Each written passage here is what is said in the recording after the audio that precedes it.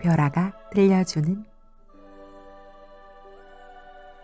어린 왕자.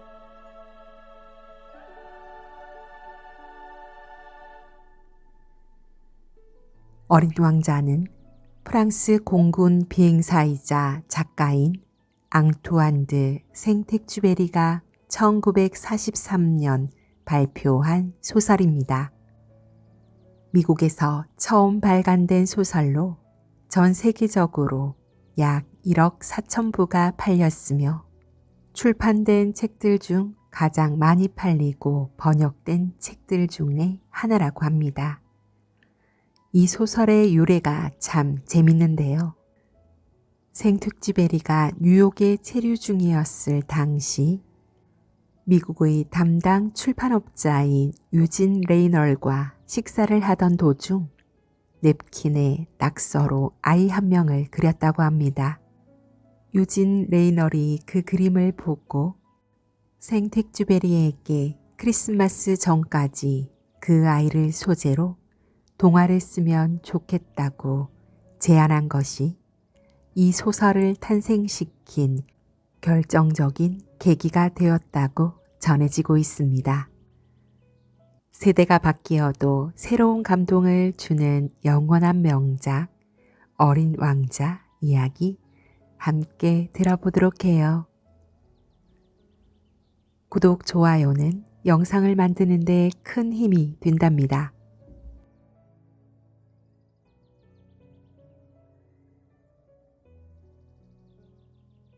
여섯 살 때 나는 체험담이라는 제목의 원시림에 관한 책에서 굉장한 그림 하나를 본 적이 있다. 보아뱀이 맹수를 잡아먹고 있는 그림이었다. 그 책에는 이렇게 쓰여져 있었다. 보아뱀은 먹이를 씹지 않고 통째로 삼켜버린다. 그러고는 그걸 소화시키느라 꼼짝도 하지 않고 6달 동안 잠을 잔다. 나는 정글 속의 신기한 모험들에 대해 곰곰이 생각해 본 후 색연필을 가지고 와 태어나서 처음으로 그림을 그려보았다. 내 그림 제1호는 이런 것이었다. 나는 내 걸작품을 어른들에게 보여주며 내 그림이 무섭지 않느냐고 물어보았다. 어른들은 아니, 모자가 뭐가 무섭다는 거니? 라고 대답했다. 내 그림은 모자를 그린 게 아니었다. 그것은 코끼리를 소화시키고 있는 보아뱀 그림이었다. 그래서 나는 어른들이 이해할 수 있도록 보아뱀의 속을 그려주었다. 어른들은 꼭 설명을 해 주어야만 한다. 내 그림 제2호는 이런 것이었다. 어른들은 나에게 속이 보였다, 안 보였다 하는 보아뱀 그림일랑은 집어치우고 지리나 역사 혹은 산수나 문법에 관심을 가져보라고 충고해 주었다. 이렇게 해서 나는 6살 때의 화가라는 멋진 직업을 포기해버렸다. 하는 수 없이 다른 직업을 선택해야 했던 나는 비행기 조종하는 법을 배웠다. 나는 이 세상 여기저기를 거의 안 가본 데 없이 날아다녔다. 그럴 때 지리는 정말로 내게 많은 도움이 되었다. 나는 한번 슬쩍 보고도 중국과 미국, 애리조나주를 구별할 수 있었다. 그것은 밤에 길을 잃었을 때 아주 유용한 일이었다. 이렇게 하여 나는 일생 동안 점잖은 사람들을 매우 많이 만날 수 있었다. 어른들 틈에서 살면서 그들을 가까이에서 보아왔던 것이다. 하지만 그렇다고 해서 어른들에 대해 내 생각이 나아지지는 않았다. 어쩌다 조금 총명해 보이는 사람을 만날 때면 나는 늘 가지고 다니던 내 그림 1호를 꺼내 그 사람을 시험해 보곤 했다. 그 사람이 정말로 뭘 제대로 이해할 줄 아는 사람인지 알아보고 싶어서였다. 그러나 을에 그 사람은 이거 모자군 하는 대답을 하는 것이었다. 그러면 나는 보아뱀 이야기도 원시림이나 별들에 관한 이야기도 그 앞에서 꺼내지 않고 그 대신 카드놀이나 골프 혹은 정치나 넥타이 이야기를 했다. 그러면 그 사람은 오늘 괜찮은 사람 하나를 알게 되었다고 매우 흡족해 했다. 6년 전 어느 날 사하라 사막에서 비행기가 고장을 일으킬 때까지 나는 진실한 말동무 하나 없이 홀로 살아왔다. 엔진 속 어딘가가 부서져 버린 사고였다. 정비사도 승객도 없었기에 나는 혼자서 그 어려운 수리를 시도해 볼 수밖에 없었다. 마실 물이라곤 겨우 일주일치밖에 남아있지 않았다. 첫날 밤 나는 사람이 사는 곳에서 1000마일이나 떨어진 사막에서 잠들었다. 큰 바다 한가운데에서 혼자 뗏목 위에 떠 있는 것보다 더 고립되어 있었던 것이다. 그러니 해가 뜰 무렵 이상한 작은 목소리가 나를 깨웠을 때 내가 얼마나 놀랐는지 여러분은 짐작할 수 있을 것이다. 양 한 마리를 좀 그려줘. 그 목소리는 내게 말했다. 뭐라고? 양 한 마리만. 나는 깜짝 놀라 벌떡 일어나 눈을 비비고 살펴보았다. 정말 이상하게 생긴 조그만 사내 아이가 진지한 얼굴로 나를 쳐다보고 있는 것이었다. 나는 그의 느닷없는 출현에 너무 놀라 눈을 휘둥그레 뜨고 그를 바라보았다. 내가 그때 사람이 사는 곳에서 1000마일이나 떨어진 곳에 있다는 사실을 여러분은 잊지 않기를 바란다. 내가 겨우 입을 열어 말했다. 그런데 너 여기서 뭐 하고 있는 거니? 부탁이야. 양 한 마리만 그려줘. 나는 그 꼬마에게 그림을 그릴 줄 모른다고 말했다. 양을 한 번도 그려본 적이 없었기 때문에 내가 그릴 줄 아는 단 2가지 그림 중 속이 안 보이는 보아뱀 그림을 그려 그에게 보여주었다. 그러자 그것을 보고 꼬마가 이렇게 말하는 바람에 나는 깜짝 놀랐다. 싫어. 코끼리를 소화시키고 있는 보아뱀은 싫어.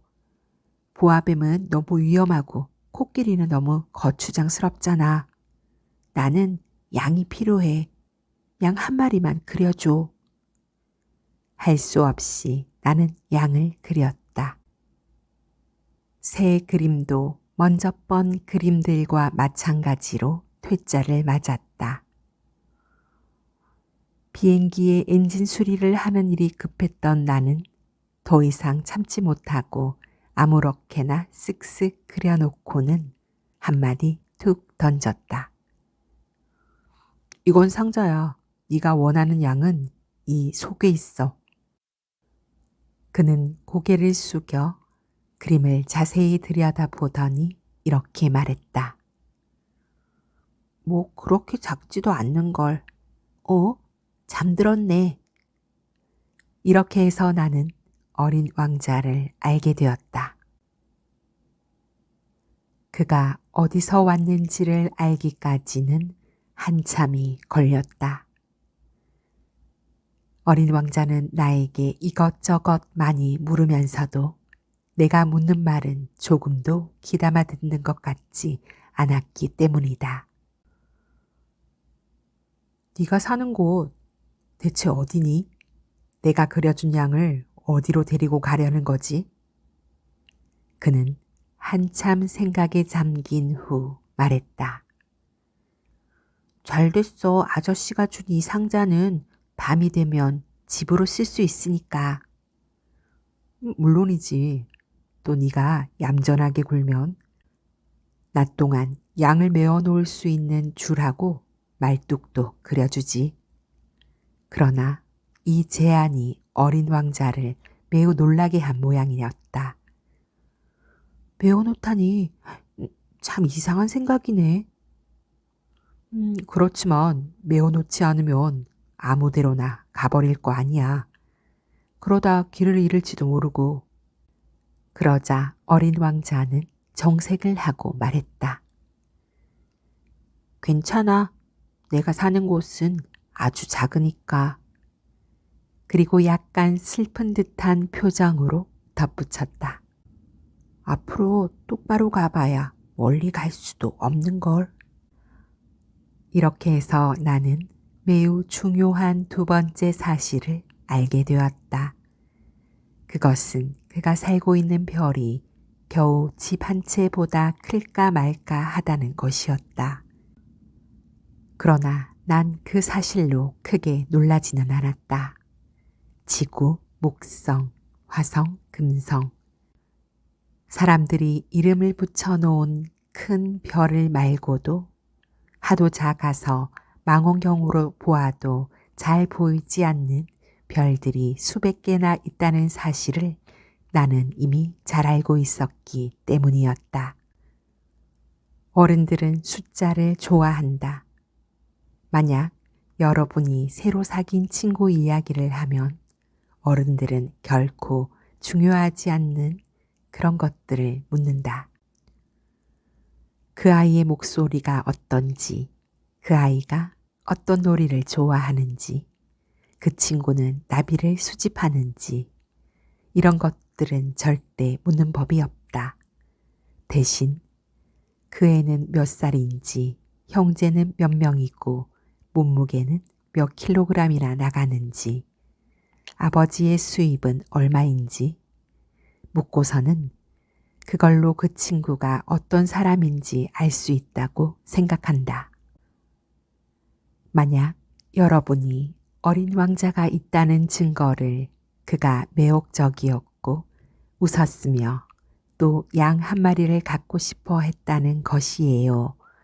누군가가 양을 갖고 싶어 한다면 그건 어린 왕자가 있다는 증거니까요. 라고 어른들에게 말한다면 어른들은 어깨를 으쓱하고는 여러분을 어린애 취급할 것이다.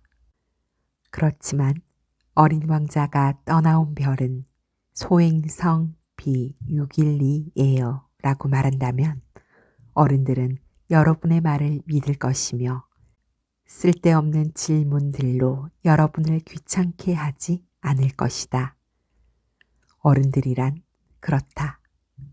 하지만 어른들을 나무라서는 안 된다. 어린아이들은 어른들에게 너그럽게 대해 주어야 한다. 아, 어린 왕자여. 이렇게 해서 나는 소박하고도 쓸쓸한 너의 삶을 조금씩 알게 되었다. 너에게는 오랫동안 심심풀이라고는 그저 해의 모습을 감미롭게 바라보는 것 말고는 없었지. 나흘째 되는 날 아침 네가 말해준 덕택에 나는 그걸 알게 되었어. 나는 해질 무렵을 좋아해.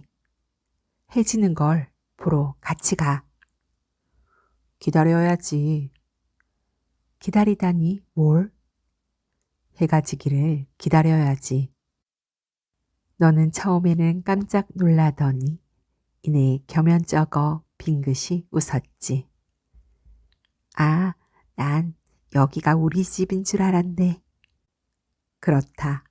다들 알겠지만 미국에서 정오일 때 프랑스에서는 해가 지고 있는 것이었다. 닷새째 되는 날 역시 양 덕분에 어린 왕자의 삶에 얽힌 비밀 하나를 더 밝힐 수 있었다. 양은 작은 나무를 먹으니까 꽃도 먹겠네. 그럼 양은 닥치는 대로 다 먹지. 가시가 있는 꽃도? 그럼 가시 있는 꽃도 먹지. 그러면 가시는 꽃에게 무슨 소용이 되지? 그건 나도 모르는 것이었다.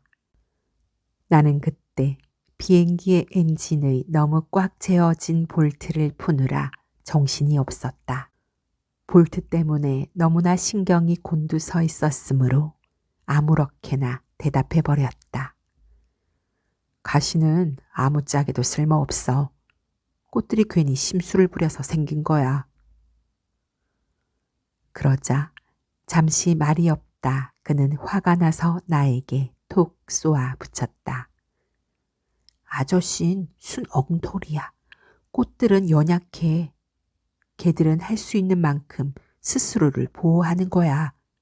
가시를 가지고 있으면 자기들이 힘센 꽃이 된다고 믿고 있는 거야. 나는 그때 이 볼트가 이번에도 빠지지 않으면 망치로 때려 빼야지 라고 마음먹고 있었는데 어린 왕자가 또다시 내 생각을 방해했다. 그만, 제발 좀 그만해도. 난 아무것도 몰라. 난 지금 중요한 일을 하고 있단 말이야. 내가 소리치자 그는 깜짝 놀라 나를 바라보았다. 중요한 일이라고? 아저씨는 어른들처럼 말하고 있잖아. 이 말에 나는 좀 부끄러워졌다. 그는 사정없이 계속 말했다. 아저씨는 모든 걸 혼동하고 있어. 모든 걸 혼동하고 있단 말이야. 내가 알고 있는 어느 별에 시뻘건 얼굴을 한 신사가 한 사람 살고 있었어. 그는 꽃향기라고는 맡아본 적이 없는 사람이야.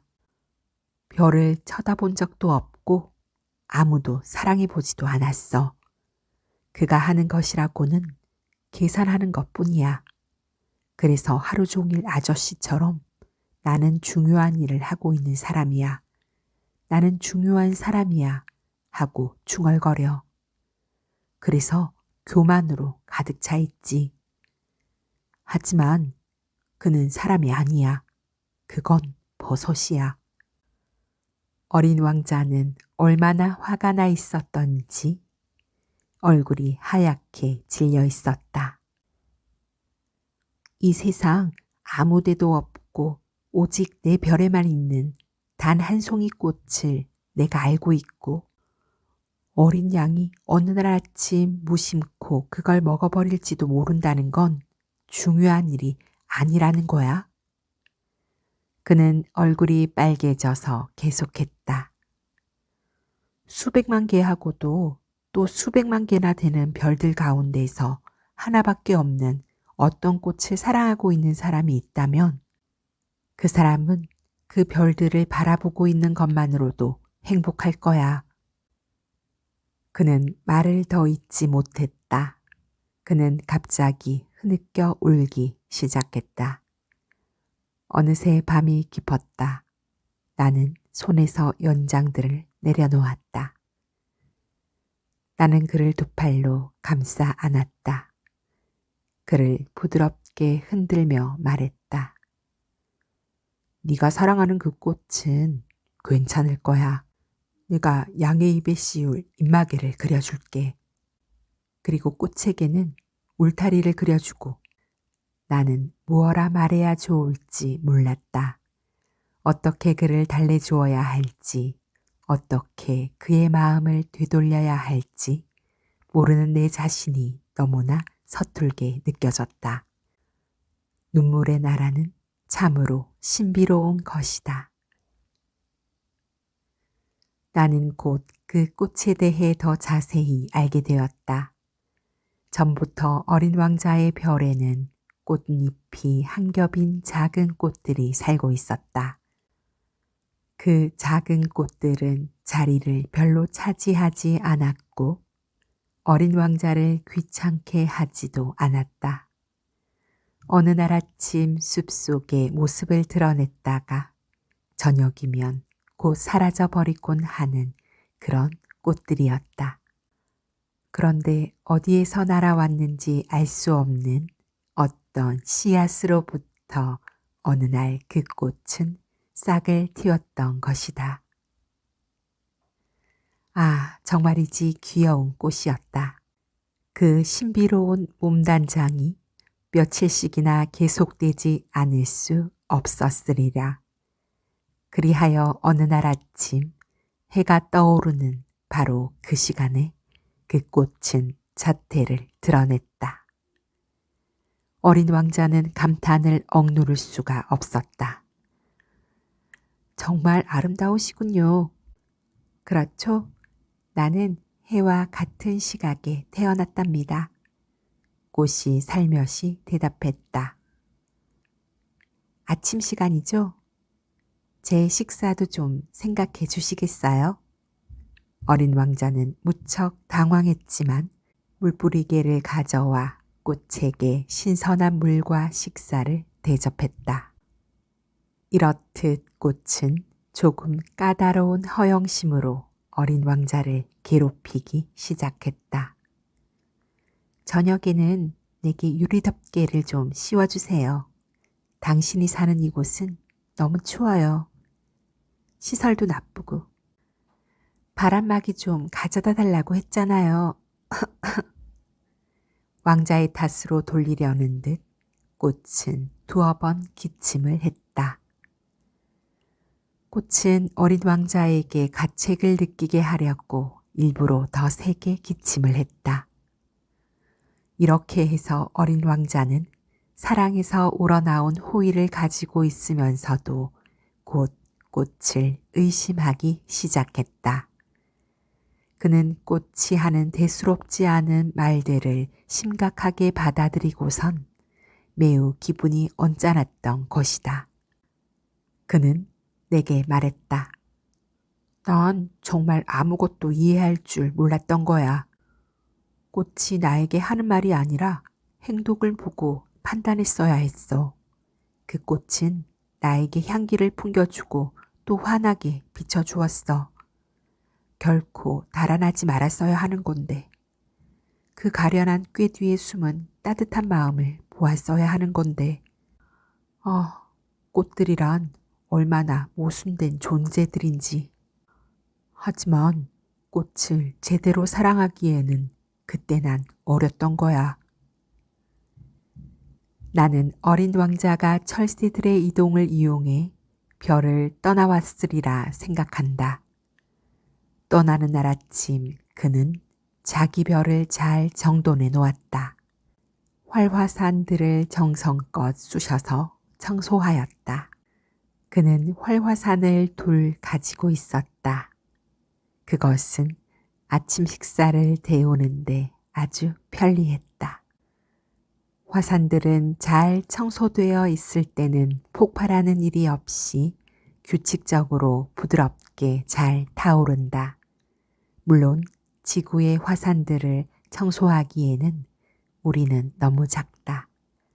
그 때문에 화산들은 우리에게 많은 재난을 가져다 주는 것이다. 어린 왕자는 좀 슬픈 심정이 되어 바오밤 나무의 마지막 싹들을 뽑아내었다. 다시는 돌아오게 될 것 같지 않아서였다. 그런데 늘 그가 해왔던 일들이 그날따라 유난히 친근하고 다정스럽게 느껴졌던 것이다. 그래서 마지막으로 그 꽃에 물을 주고 유리덮개를 씌워주려다 보니 그도 모르게 울음이 나올 것만 같았다. 잘 있어. 그는 꽃에게 말했다. 그러나 꽃은 대답하지 않았다. 꽃은 기침을 하기 시작했다. 하지만 감기 때문이 아니었다. 이윽고 꽃이 입을 열었다. 미안해.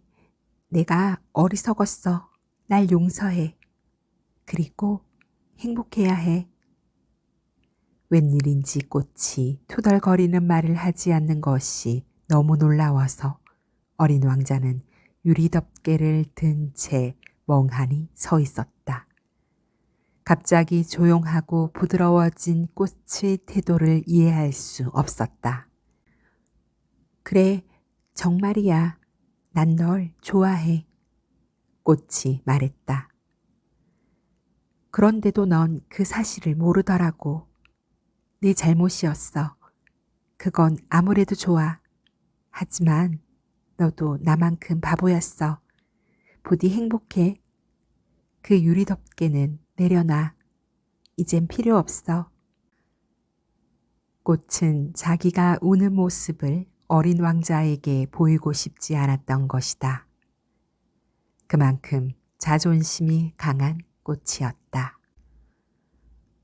어린 왕자는 소행성 325호, 326호, 327호, 328호, 329호, 그리고 330호가 있는 근처를 여행하고 있었다. 그래서 일거리도 찾고 견문도 넓힐 겸 그 별들을 우선 둘러보기로 했다. 첫 번째 별에는 왕이 살고 있었다. 왕은 주홍빛 청과 흰 담비 모피로 된 옷을 입고서 매우 검소하지만 위험 있는 옥좌에 앉아 있었다. 오, 신하가 한 명 오는구나. 어린 왕자를 보고 왕은 이렇게 외쳤다. 그는 전제 군주였을 뿐 아니라 우주의 군주이기도 했다. 그럼 별들이 전하에게 복종하나요? 물론이지. 즉각 복종하지. 짐은 불복종을 용서치 않으니라. 어린 왕자는 이처럼 굉장한 권력에 경탄했다. 그래, 해가 지는 것을 내가 보게 해주겠노라. 짐이 명령해주지. 그러나 사정이 허락할 때까지는 기다리기로 하자. 그게 내 다스리는 기술이지. 그럼 언제 사정을 허락하시나요? 어린 왕자가 다시 물었다. 그러자 왕은 커다란 달력을 보고 나더니만 대답했다. 그것은 저녁 7시 40분쯤일 것이다. 어린 왕자는 하품이 나왔다. 해지는 것을 볼 수 없어서 아쉬웠다. 게다가 벌써 심심해지기 시작했다. 이제 여기서는 할 일이 없군요. 다시 떠나도록 하겠습니다. 떠나지 말아라. 가지 말아라. 너를 대신으로 삼겠노라. 떠날 채비를 이미 끝낸 어린 왕자는 그러나 늙은 왕의 마음을 아프게 하고 싶지는 않아 이렇게 말했다. 전하께서 끝내 전하의 권리를 지키시려면 제게 이치에 맞는 명령을 내리시면 되잖아요. 어때요? 제게 1분 내로 떠나도록 명령하시는 것이. 왕은 아무런 대답을 하지 않았다. 그래서 어린 왕자는 조금 머뭇거리다가 한숨을 한번 내쉬고는 출발했다. 그러자 그의 등 뒤에서 왕이 황급히 외쳤다. 너를 내 외교관으로 명하노라. 그는 매우 근엄한 표정을 짓고 있었다. 어른들이란 참 알 수 없단 말이야. 어린 왕자는 여행하면서 속으로도 중얼거렸다. 두 번째 별에는 허영심으로 가득한 남자가 살고 있었다. 좋아. 저기 나를 찬양하는 사람이 찾아왔군. 어린 왕자를 보자마자 허영심 많은 사람은 이렇게 외쳤다. 허영심 많은 사람들 눈에 다른 사람들은 모두 자기를 찬양해 주는 사람들로 보이는 것이다. 그 잘난 체 하는 사람이 어린 왕자에게 두 손을 마주 두드려 보라고 시켰다. 어린 왕자는 두 손을 마주 두드렸다. 그랬더니 그는 모자를 들어 올리며 점잖게 인사를 하는 것이었다. 왕을 방문할 때보다 더 재밌겠는걸? 어린 왕자는 속으로 생각했다. 한 5분쯤 되풀이하고 나니 어린 왕자는 그 장난이 재미없어졌다. 그래서 물어보았다. 모자를 떨어뜨리게 하려면 어떻게 해야지? 그러나 허영심 많은 사람에게는 그 말이 들리지 않았다. 그에게는 칭찬하는 말만 들릴 뿐이었다. 너 정말로 나를 칭찬하는 거지? 그가 어린 왕자에게 물었다. 칭찬하는 게 뭔데? 그것 말이야. 내가 이 별에서 가장 잘생겼고 가장 훌륭한 옷을 입고 있으며 가장 부자이고 또 제일 똑똑하다고 인정해 주는 거지. 하지만 이 별에는 아저씨뿐이잖아. 어쨌든 나를 좀 기쁘게 해줘. 나를 칭찬해 달란 말이야. 어린 왕자는 어깨를 조금 으쓱하며 말했다. 그래, 아저씨를 칭찬해. 그런데 그게 아저씨에게 무슨 상관이지? 어린 왕자는 그 별을 떠났다. 어른들이란 정말 이상하군. 그 후로 어린 왕자는 여행을 계속했다. 그 다음 별에는 술꾼이 살고 있었다. 이번 방문은 매우 짧았지만 어린 왕자를 몹시 우울하게 만들었다. 뭘 하고 있어요? 빈병 한 무더기와 술이 가득 찬 한 무더기의 병들이 쭉 늘어져 있고 술꾼은 말없이 앉아 있는 걸 보고 어린 왕자가 물었다. 술 마시지? 금세라도 울듯한 표정으로 그가 대답했다. 왜 마셔요? 있기 위해서. 있다니요. 뭘요? 어린 왕자는 측은한 생각이 들어 다시 물었다. 부끄러움을 잊기 위해서야. 고개를 떨어뜨리며 술꾼이 대답했다. 뭐가 그렇게 부끄러워요? 그를 좀 위로해 줄까 싶어 어린 왕자가 말했다. 술을 마시고 있는 게 부끄러워. 하고는 술꾼은 입을 다물었다. 어이가 없어진 어린 왕자는 그곳을 떠나버렸다. 어른들이란 정말이지 알 수 없다고 중얼거리며 그는 다시 여행길에 올랐다. 네 번째 별은 사업가의 별이었다. 그 남자는 얼마나 바쁜지 어린 왕자가 다가와도 고개조차 들지 않았다. 숫자를 세고 있었다. 안녕하세요. 담뱃불이 꺼졌군요. 어린 왕자가 말했다. 3 더하기 2는 5, 5 더하기 2는 7. 안녕. 너무 바빠서 담뱃불 붙일 시간이 없구나. 어휴, 그러니까 합이 5억 162만 2731이로군. 5억이라니요? 뭐가 5억이에요? 너 아직 거기 있었니? 5억 100만. 뭐가 뭔지 모르겠다. 할 일이 너무 많아. 나는 중요한 일을 하는 사람이야. 잡담할 시간이 없어. 2 더하기 5는 7. 별들이군요. 그래, 맞아. 별들이야. 근데 5억 개나 되는 별들을 도대체 어쩌려고요? 뭘 뭐 하냐고? 뭘 뭐 해? 소유하는 거지. 별을 소유한다고요? 그래. 별을 소유하는 게 아저씨에게 무슨 소용이 있어? 부자가 되는 거지. 부자가 되는 게 무슨 소용이 있어요? 다른 별들을 발견하게 되면 그걸 또 살 수 있거든. 어른들은 정말 이상 야릇하군. 하고 생각하며 어린 왕자는 다시 길을 떠났다. 5 번째 별은 무척 흥미로운 별이었다. 모든 별들 중에 가장 작은 별이었다.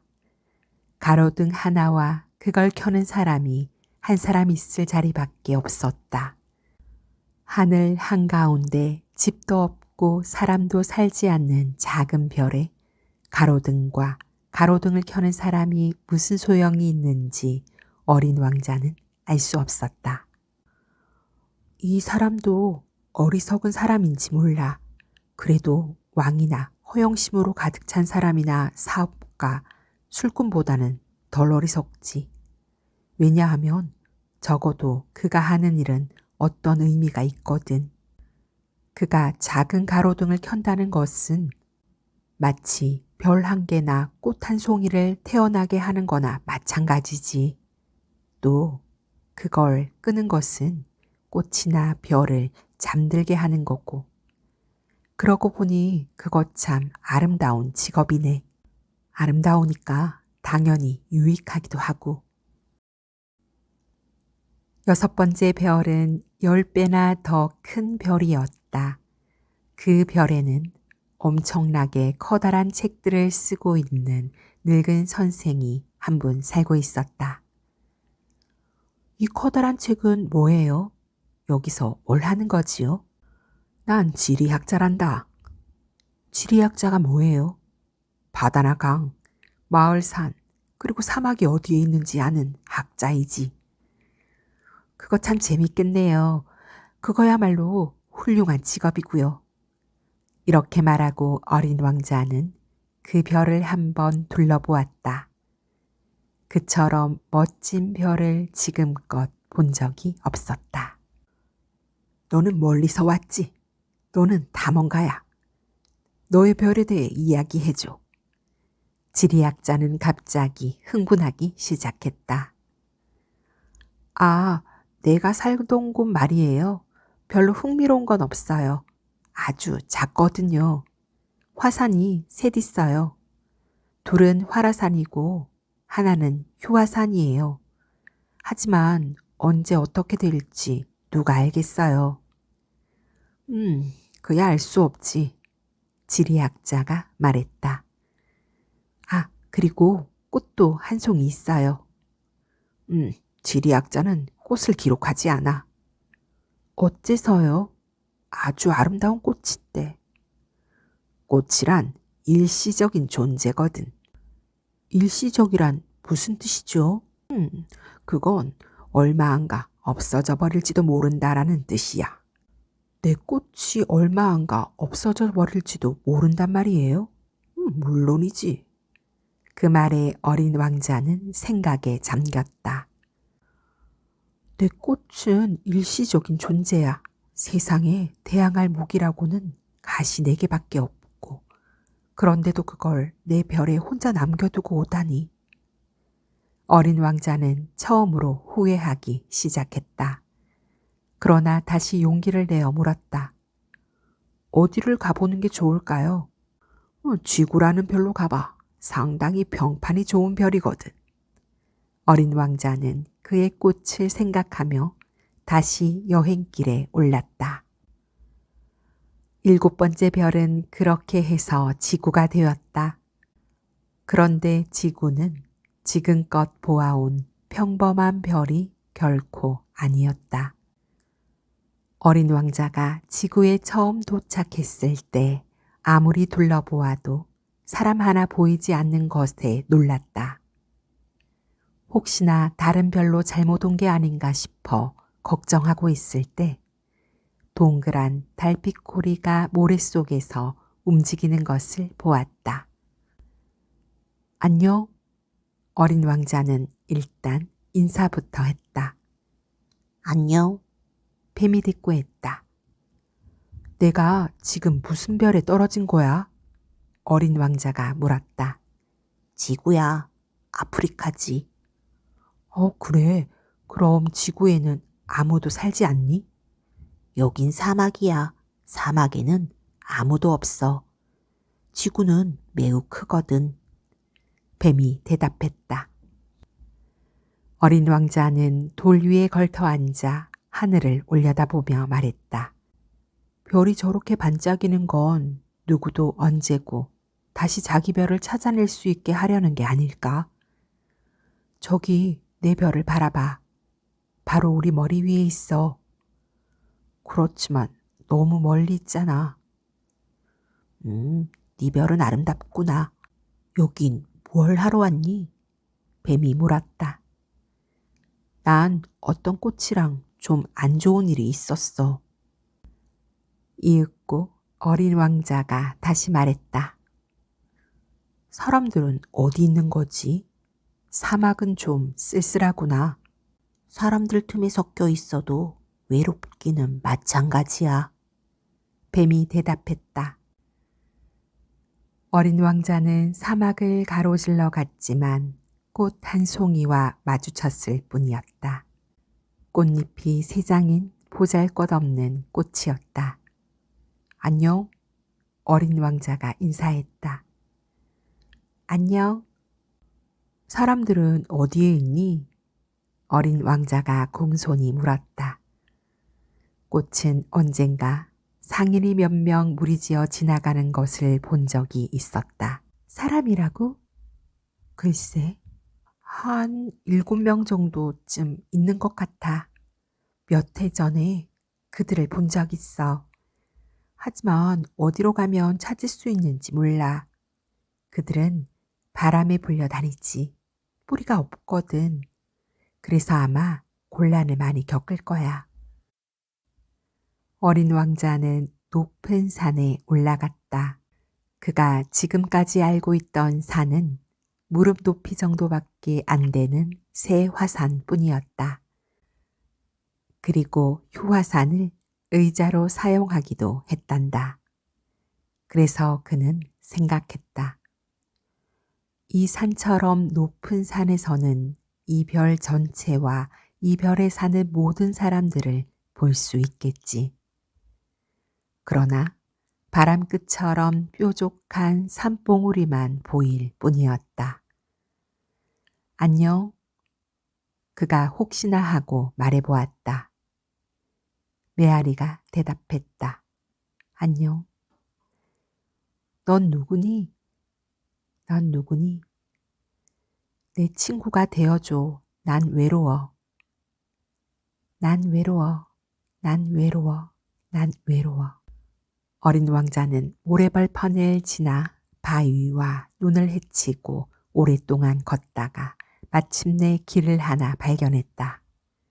그리고 길이란 모두 사람들이 있는 곳으로 통하게 마련이다. 안녕. 그가 말했다. 이번에는 장미가 활짝 피어있는 정원이었다. 안녕. 장미꽃이 말했다. 어린 왕자는 그들을 바라보았다. 그랬더니 장미꽃은 모두 그의 꽃과 아주 닮아 있었다.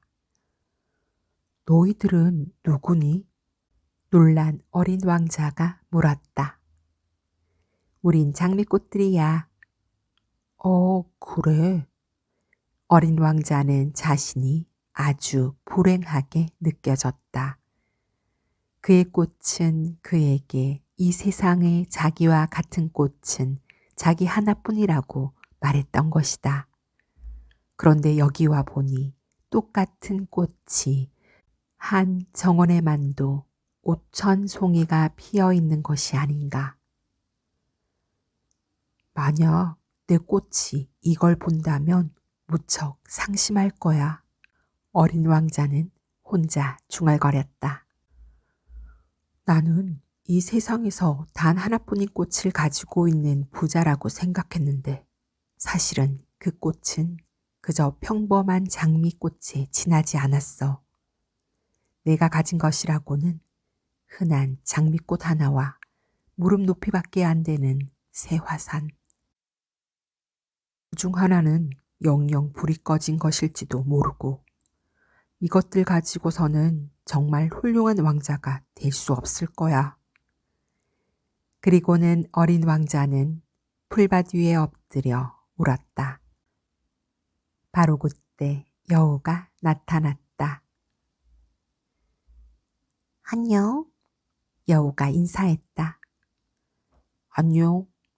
어린 왕자가 공손히 인사를 하고 돌아보았으나 아무것도 보이지 않았다. 여기야. 사과나무 아래. 그 목소리가 말했다. 넌 누구야? 참 예쁘구나. 어린 왕자가 말했다. 난 여우야. 이리 와서 나랑 놀아줘. 난 정말 슬퍼. 어린 왕자가 말했다. 난 너와 함께 놀 수 없어. 여우가 말했다. 나는 길들여지지 않았으니까. 그럼 미안해.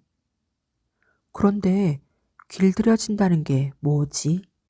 사람들 사이에서 너무 쉽게 잊혀진 것들인데 그건 관계를 만든다라는 뜻이야.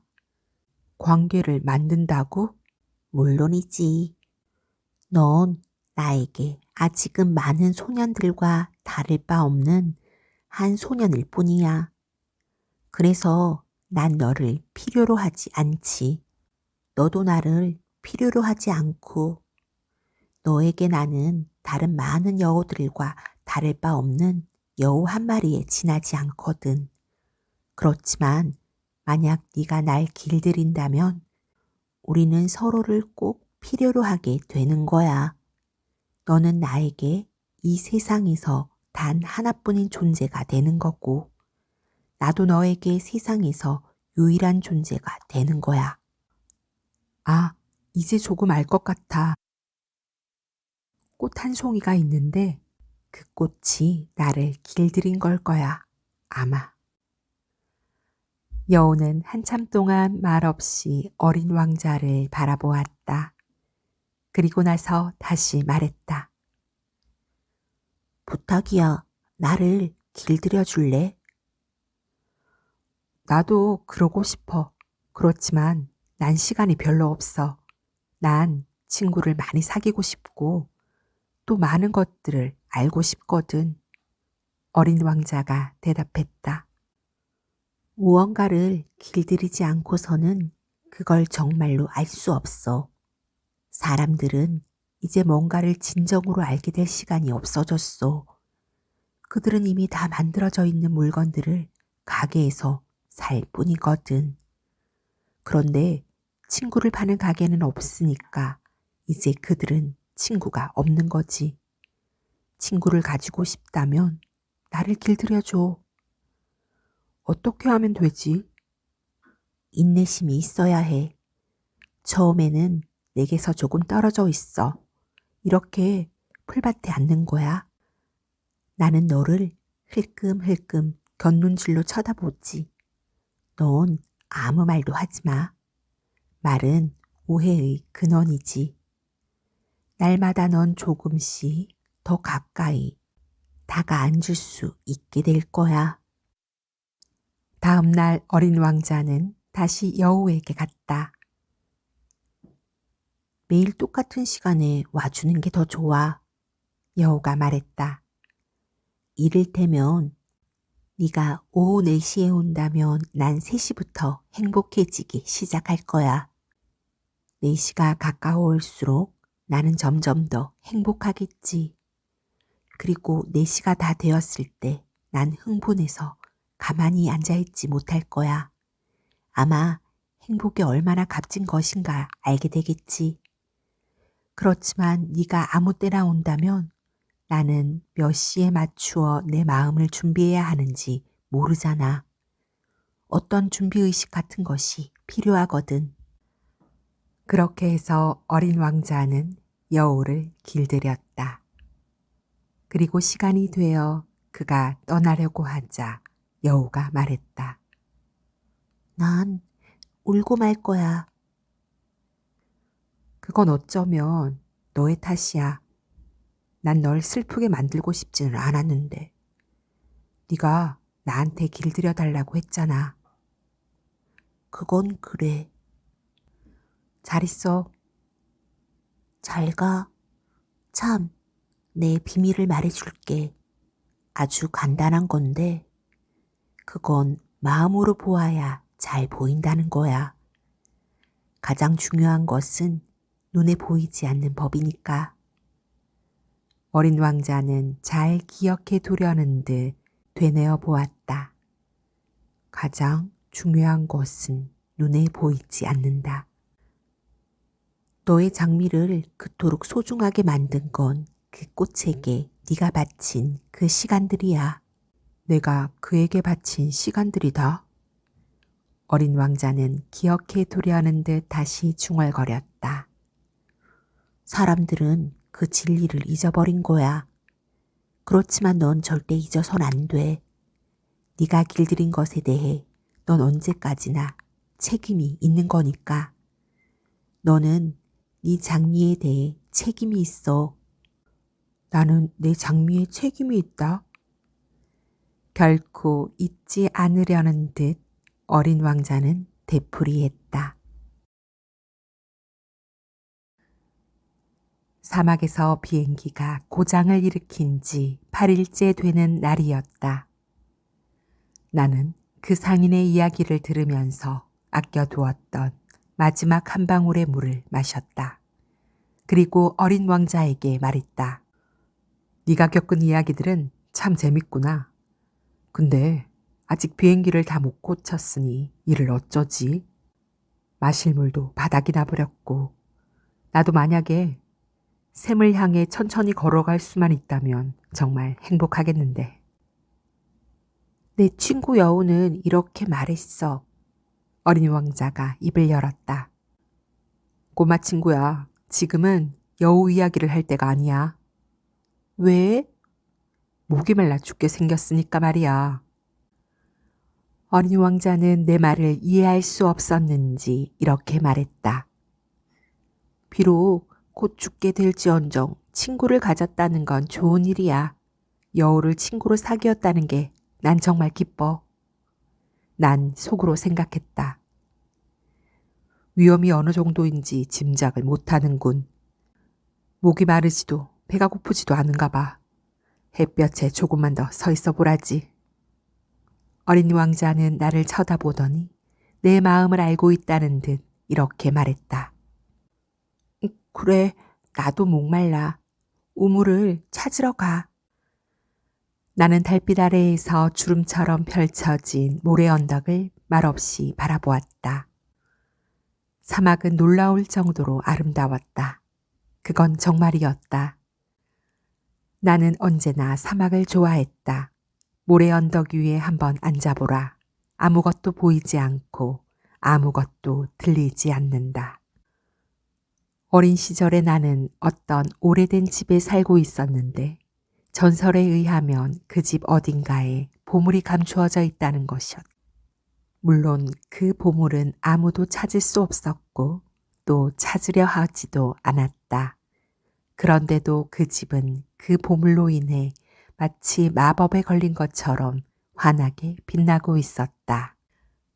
우리 집은 마음속 가장 깊숙한 곳에 비밀을 간직하고 있었던 것이다. 나는 어린 왕자가 언제나 목에 두르고 있는 금색 머플러를 끌어주었다.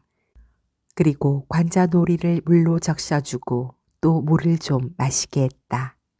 이젠 그에게 무어라 물어볼 엄두조차 나지 않았다. 진지한 얼굴로 나를 바라보던 어린 왕자는 두 팔로 내 목을 끌어안았다. 총에 맞아 죽어가는 새처럼 그의 심장이 팔딱거리고 있는 것을 느낄 수 있었다. 아저씨가 고장난 기계를 고쳐서 다행이야. 이제 아저씨 집으로 돌아갈 수 있겠네. 그걸 어떻게 알았니? 도저히 고쳐질 것 같지 않던 비행기를 뜻밖의 고쳤다는 사실을 그에게 알리려고 오던 길이 아니었던가. 그는 내 질문에는 대답하지 않고 계속 말했다. 나도 오늘 집으로 돌아가. 그러더니 슬픈 목소리로 내가 갈 길이 훨씬 더 멀고 더 힘들어. 하고 말했다. 무언가 심상치 않은 일이 일어나고 있다는 것을 나는 느낄 수 있었다. 나는 그를 아기처럼 품에 꼭 안았다.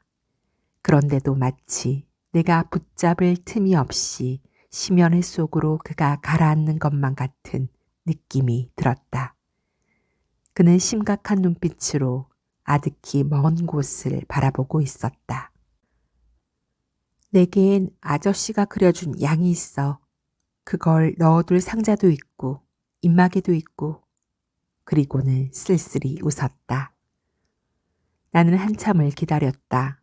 그의 몸이 조금씩 따뜻해지는 것을 느꼈다. 너 무서웠구나. 틀림없이 그는 무서웠을 것이다. 그런데도 지금 살며시 웃고 있는 것이다. 오늘 밤엔 더 무서울 거야. 다시는 돌이킬 수 없는 어떤 일이 일어나고 있는 것만 같아 나는 또다시 가슴이 미어졌다.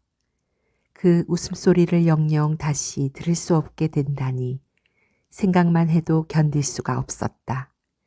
그것은 나에게 사막의 샘 같은 것이었다. 예, 너 웃음소리를 한 번 더 듣고 싶어. 그러나 그는 말했다. 오늘 밤이면 꼭 1년이 돼. 내 별이 내가 작년 이맘때 떨어졌던 그 장소 바로 위에 있게 될 거야. 예, 그 뱀이니 약속이니 별이니 하는 이야기는 모두 나쁜 꿈 같은 것이 아니니? 그는 대답하지 않았다. 단지 중요한 건 눈에 보이지 않아 라고 이야기할 뿐이었다. 내가 아저씨에게 선물을 하나 하려고 해. 이렇게 말하고 그는 웃었다. 난 그 웃음소리가 좋아. 바로 내가 아저씨에게 줄 선물이야. 그건 물도 마찬가지야. 무슨 말이지? 모든 사람들에게 별들이 다 똑같지는 않아. 여행하는 사람들에게 별은 길잡이이지. 별은 아주 작은 빛 정도로밖에 생각하지 않는 사람도 있고, 학자들에게는 별을 연구해야 할 어려운 문제일 거고, 내가 만난 사업가에겐 별은 황금으로 만들어졌어. 하지만 이런 모든 별들은 침묵을 지키고 있어. 아저씨는 어느 누구도 갖지 못한 별들을 갖게 될 거야. 그게 무슨 말이지? 나는 저 별들 가운데 하나에 살고 있을 거야. 그 한 별에서 웃고 있을 거야. 그러니까 아저씨가 밤하늘을 바라보면 별들이 모두 웃고 있는 것처럼 보일 거야. 그러면 아저씨는 웃을 줄 아는 별들을 가지게 되는 거야. 그는 또 웃었다. 그러더니 다시 진지한 얼굴이 되어 말했다. 오늘 밤에는 오지 마. 난 네 곁에서 떠나지 않을 거야. 내가 어디 좀 아픈 것처럼 보일 거야. 죽는 것처럼 보일지도 몰라. 그는 걱정스러운 얼굴을 하고 있었다. 내가 이렇게 말하는 건 뱀 때문이야. 뱀이 아저씨를 물면 안 되니까. 그날 밤 나는 그가 길을 떠나는 걸 보지 못했다. 소리도 없이 슬그머니 사라졌기 때문이다. 아저씨, 내 꽃말인데 나는 그에게 책임이 있어.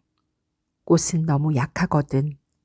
또 너무 순진하고 아무것도 아닌 가시 4개를 가지고 세상에 대해 자기 몸을 방어하려 하니 그는 잠시 머뭇하더니 다시 일어났다. 그리고 한 걸음 옮겼다. 나는 꼼짝할 수 없었다. 그의 발목에 노란 한 줄의 빛이 번쩍했을 뿐이었다. 그는 잠깐 동안 그대로 서 있었다. 소리치지도 않았다. 그리고 나무가 쓰러지듯 그는 스르르 쓰러져 내렸다. 모래 위라서 아무 소리도 나지 않았다. 이젠 벌써 6년 전의 일이다. 나는 이 이야기를 그 누구에게도 한 적 없다. 나를 다시 만난 내 동료들은 내가 살아온 걸 보고 매우 기뻐했다. 나는 슬펐지만 너무 지쳐서 그렇게 보일 뿐이라고 그들에게 말했다. 이제는 내 슬픔도 좀 가셨다. 다시 말해서 완전히 가셔버린 것은 아니라는 뜻이다. 그렇지만 나는 그가 자기 별로 돌아갔다는 걸 알 수 있다. 왜냐하면 다음 날 해가 떴을 때 그의 몸이 온데간데 없었기 때문이다. 그의 몸은 그렇게 무겁지 않았던 것이다. 그런데 이 일을 어쩌면 좋은가? 어린 왕자에게 그려준 그 양의 입마개에 가죽끈을 붙이는 것을 깜빡한 것이 아닌가. 끈이 없으니 그는 입마개를 양의 입에다 고정시킬 방법이 없을 것이다. 그래서 나는 그의 별에서 무슨 일이 일어났을까? 양이 벌써 꽃을 먹어버렸는지도 몰라 하면서 혼자 궁금해하는 것이다. 어떤 때는 천만에 그럴 리가 없어. 어린 왕자가 그 꽃을 매일 밤 유리덮개로 잘 덮어주니까 말이야. 그리고 양을 잘 감시하고 있을 거야 하고 나는 생각한다. 그러면 나는 기분이 좋아지고 또 모든 별들이 나에게 부드러운 미소를 보내준다.